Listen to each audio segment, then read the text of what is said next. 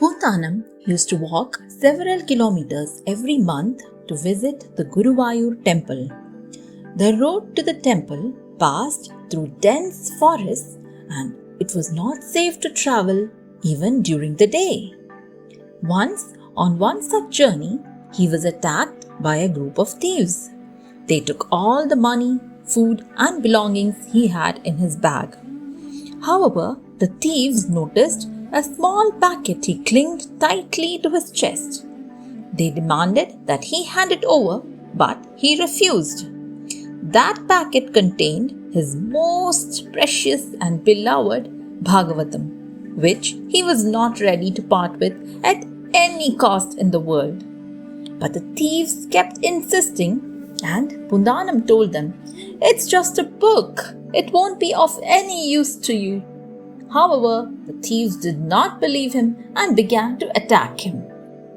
At that moment, Pundanam closed his eyes and earnestly called upon his beloved deity, Lord Krishna. He opened his eyes and he was surprised to see Mangatachan, the minister of the Samudari Raja, standing before him, courageously defending him and defeating all the thieves who tried to rob him. Overwhelmed with gratitude, Pundanam removed the ring from his finger and offered it to Mangatachan as a token of appreciation. Mangatachan accepted the ring gracefully and quietly went on his way. That same night, the head priest of Guruvayur temple had a dream in which he was told, "Pundanam will be visiting the temple tomorrow. You must return his ring along with the prasadam in the morning."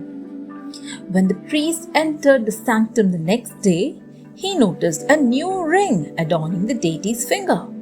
Later, he met Pundanam at the temple. After the morning puja, the priest removed the ring from the Lord's finger and, along with the prasadam, gave it to Pundanam.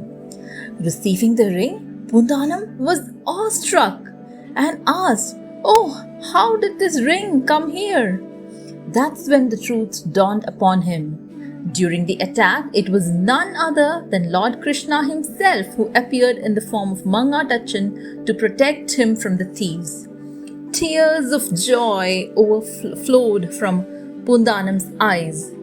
All the devotees, including the head priest, rejoiced at witnessing yet another divine miracle, the Lord's incredible way of blessing his devotees, and they all surrendered yet again to the divine Leelas of Sri Guruvayurappan.